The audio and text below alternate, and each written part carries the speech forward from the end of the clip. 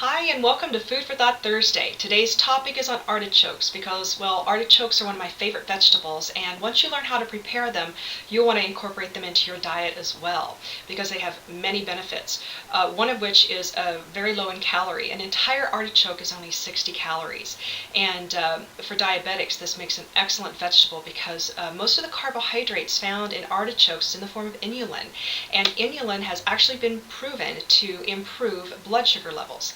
Now, artichokes are an excellent source of fiber, magnesium, and chromium. And chromium is yet another very important mineral that helps stabilize blood sugar levels. And artichokes are a good source of iodine, which is essential in fat metabolism and thyroid function. So how do you purchase an artichoke? What do you look for when you go into the store? Well, you want to pick up the artichoke and you want to give it a little bit of a squeeze. And if it squeaks, you know that's a good sign that that's a very fresh artichoke.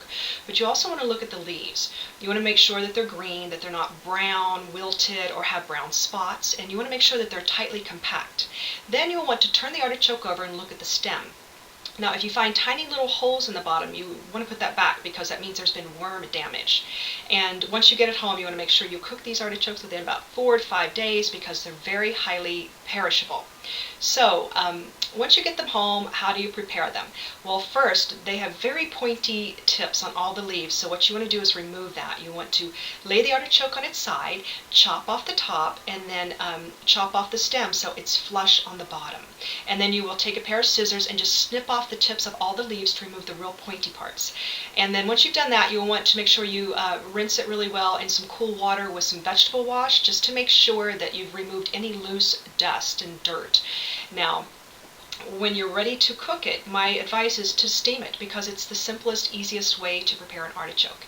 And you'll want to fill a pot with about 1 inch to 2 inches of water and put in your steamer and set your artichoke in there with the stem side down, leaves pointing up, and cover it. And you will want to steam it anywhere from 25 to 40 minutes because depending on size. So at about 25 minutes, start testing it by pulling on the leaves, and once they pull off very easily, you know you've got an artichoke that is ready to eat. So now once you've got this artichoke, most people will want something to dip it in, and you can use many dips. I recommend just melting some real butter with some lemon juice and some garlic. They make some really good lemon mayonnaises out there that are just delicious, and if you're really looking out for calories, just dip it in some balsamic vinaigrette. So a couple little things I wanted to share with you, because you probably noticed I have these artichokes on the back of my desk right here, is that artichokes, if left to bloom, will actually grow to be 5 feet tall. And when they're left to bloom, they make the most beautiful flower you've ever seen. And so I put that picture in this slide as well. And you can find these at your local farmer's market. Oftentimes they're already bloomed, but I found these at my local grocery store in the floral department.